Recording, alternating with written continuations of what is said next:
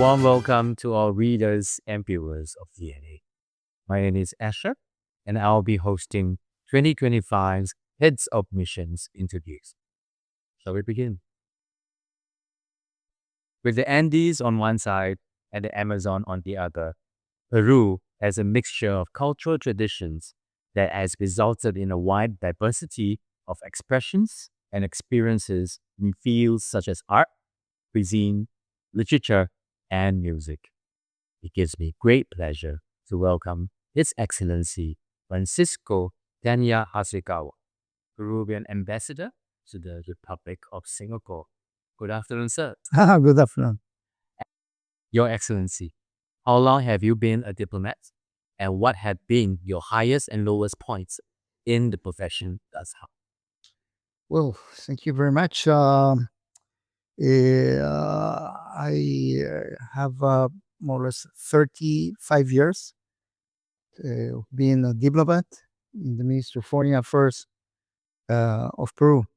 And on that time, I served in many countries as Japan. I started my career there, then Jamaica, uh, Ecuador, Bolivia. Those last two are border countries of Peru. And then I served in New York in the permanent mission of Peru to the UN. Highest point, I think, probably when we were elected in New York as a member of the Security Council.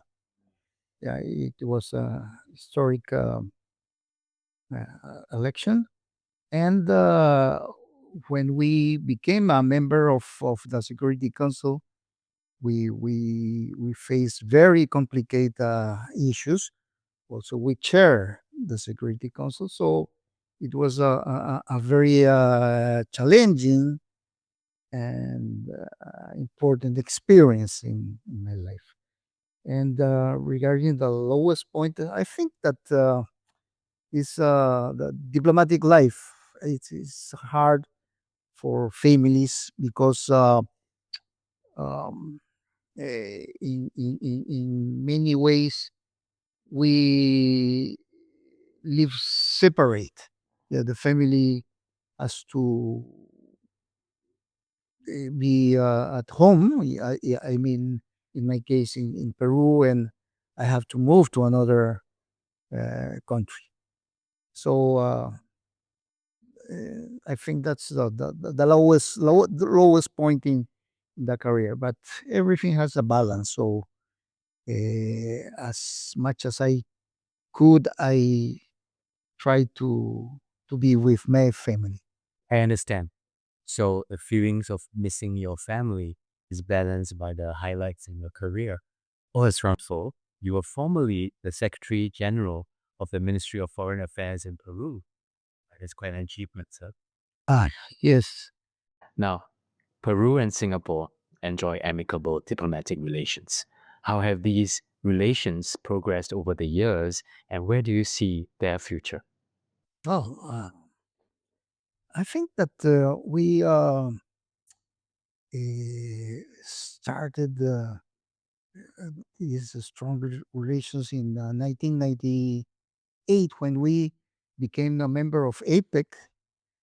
And then, because of the meetings, we were more attracted to Singapore, and we started more and more closer uh, relations.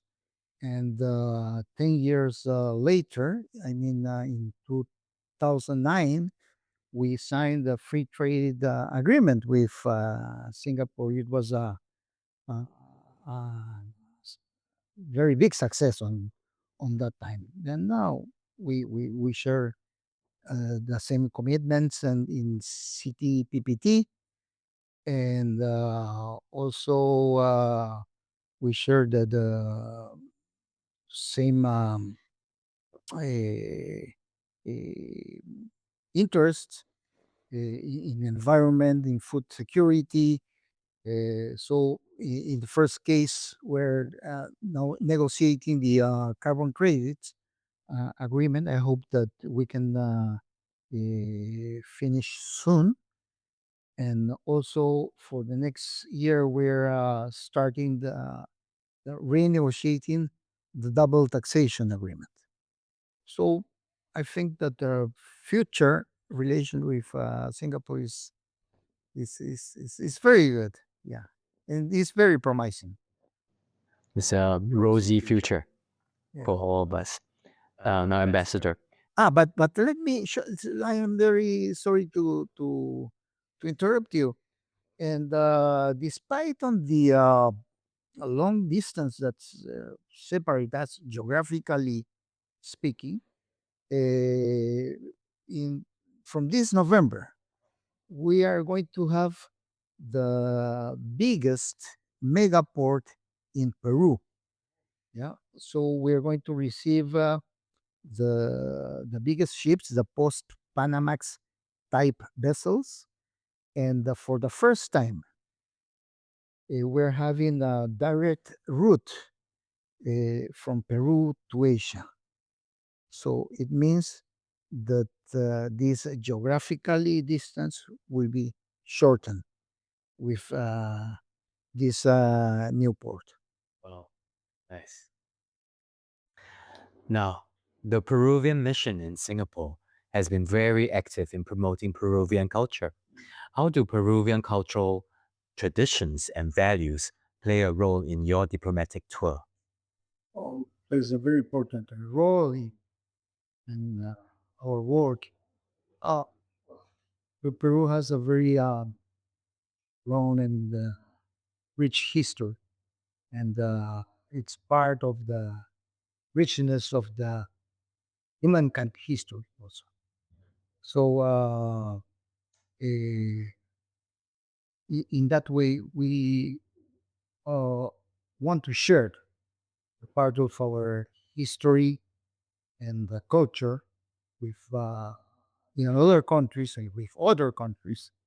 So it becomes more well known for for the most of the people. And well, actually, we have in the last 20 years a phenomenon that it is related with cuisine and Peruvian gastronomy will appear in the world, and it is a very important part of our uh, cultural expressions. And it's not only what to say Peruvian origin, because for having this Peruvian gastronomy, it has a lot to do the migration process, the migration from China, migration from Japan, migration from Europe, and also the own cuisine of the indigenous people. They are mixed with new products, so we have new flavors, and everything was a very fantastic final product. So flavors, colors, the aroma. The Peruvian cuisine is fantastic, and we are very proud to show this to the world. Thank you for that, Yeah, Alex. this is not only Machu Picchu. Yeah, it's not just Machu Picchu. Yes, Yes, it is very well known, but it's also Peruvian cuisine. yes, but Machu Picchu is awesome too. Yeah. All right. Well, Ambassador, you're making me hungry with talking about Peruvian cuisine. I happen to like it very much. Who doesn't love a ceviche? Yeah, yes, let's go. Yeah, let's go together, right? Okay, I'm waiting for your invite. Now, Ambassador, what sustainability practices from Peru could be shared with Singapore? And how can both countries work together on environmental sustainability? Oh well, Peru. Singapore, we share concerns in climate change and also food security. So, in the second case, I mean, food security, Peru is a very reliable exporter, producer of food, especially in agricultural products, because of the very favorable climate that we have. We have more than the 80% of the microclimates in the world. So we produce everything all the year. And regarding meat, we produce poultry, very uh, big quality. So we are very able to export this. And in the case of Singapore, eh, I think that eh, this uh, country, this amazing country, eh, has a lot to share with us, especially in the water and waste management, and also with these hydrogen uh, aspects. Mm. Yeah. So in order to improve the our environment. Yeah. So I think that these two things that are very important that we can share, yeah, from one side to other. Okay. Thank you for sharing with us. Ambassador, what key opportunities do you see for Singaporean brands in Peru? And how can they be effectively capitalized upon? Especially since you mentioned that the mega port in Lima, in Peru, is going to be launched in November. That will reduce the travel time as well as bridge the gap between two countries that are, on paper, pretty far apart. You mentioned a very good point. Really, the saving times in the way to go from Peru to Singapore by sea. Well, there's a lot of space for Singaporean companies do business with Peru. Let me say, Mm. because now uh, there are some Singaporean companies that are doing very, very well, silently, but very well. For example, in mining, we are a mining country where the number two in silver, number two in copper. I think we are in one in the top five in zinc. We are in the top seven in gold. So in mining, there's a Singaporean mining company that is doing very well. It's actually they are this company is the second gold producer in Peru, and we think that in 2 or 3 years they are going to be the number one. Wow. Yeah, producing gold. In agriculture, as I mentioned, we have these more than 80% of microclimate. So we do have everything, and in all the year. We are a leading country in blueberries, asparagus, avocados, grapes, etc., etc. We have more than 4,000 biotypes of potatoes, Hmm. for example. Yeah, we have a large number of biotypes of corn, for example. So quinoa, superfoods, also we are leading country. And in this area, agriculture, There's also a very important Singaporean company that is dealing with this. It's Oman, and they're doing very good uh, business. In the you mentioned it, the port of the mega port. Do you know that, or did you know that the one of the most iconic company in Singapore, like PSA, Yes. right? PSA Marine has its biggest investment on abroad in Peru. Yeah, they are operating in 13 Peruvian ports.